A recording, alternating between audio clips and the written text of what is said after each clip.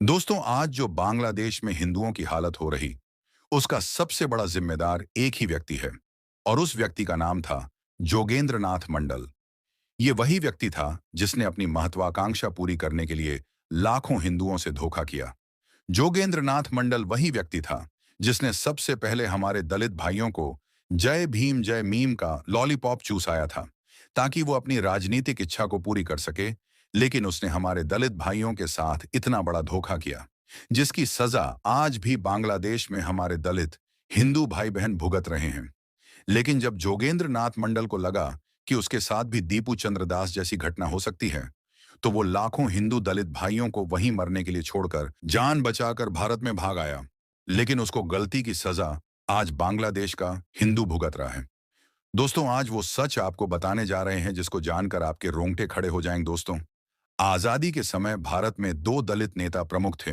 एक थे डॉक्टर भीमराव अंबेडकर और दूसरे थे जोगेंद्र नाथ मंडल। जोगेंद्र नाथ मंडल इसी भीम मीम वाले भारी चारे के लॉलीपॉप के शिकार हुए थे। आजादी के समय यह तय होना था कि कौन सा हिस्सा पाकिस्तान में रहेगा और कौन सा हिस्सा भारत में रहेगा। और ये बात वोटिंग से तय होनी थी। बंगाल में एक जगह थी सिलहट, जो आजकल बांग्लादेश में है। वो जगह दलित बाहुल्य थी। जोगेंद्र नाथ मंडल को भी ये लॉलीपॉप दिया गया कि हिंदू तो दलितों पर अत्याचार करते हैं, और उस चक्कर में ऐसे फंसे। उन्होंने सोचा कि उनको पाकिस्तान का साथ देना चाहिए। उन्होंने दलित भाइयों को पाकिस्तान के पक्ष में वोटिंग करवाया और खुद भी पाकिस्तान में शामिल हो गए। भारत ने डॉक्टर भीमराव अंबेडकर कानून मंत्री बने और पाकिस्तान में जोगेंद्र नाथ मंडल को पाकिस्तान का कानून मंत्री बनाया गया। लेकिन जोगेंद्र नाथ मंडल का भाईचारे का भूत 3 साल के भीतर ही उतर गया और उनको जान बचाकर पाकिस्तान से भागना पड़ा और भारत में आना पड़ा। जोगेंद्र नाथ मंडल ने जब कानून मंत्री के पद से इस्तीफा दिया, तो जो इस्तीफे में लिखा, उसको जानकर आपको पता चलेगा कि ये जो भीम मीम का लॉलीपॉप है, ये कितना साजिश से भरा हुआ है।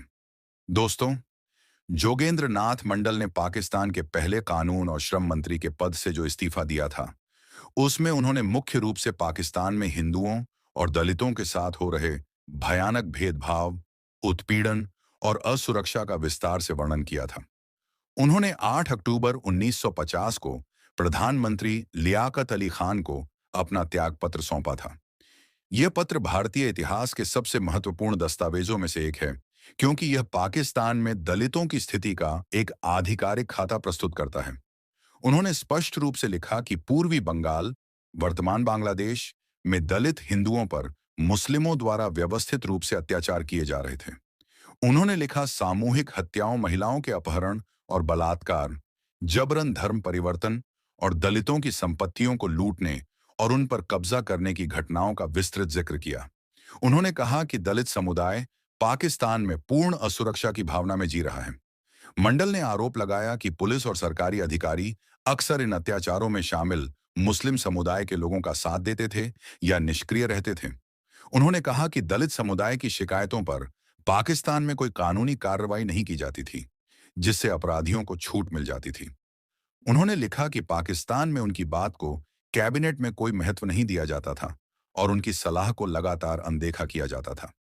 सबसे बड़ी बात जो उन्होंने लिखी, वो ये थी कि मंडल ने कहा कि उन्होंने पाकिस्तान के निर्माण का समर्थन इस उम्मीद में किया था कि दलितों को समान अधिकार और सुरक्षा मिलेगी, लेकिन उनके साथ और उनके समुदाय के साथ धोखा हुआ है।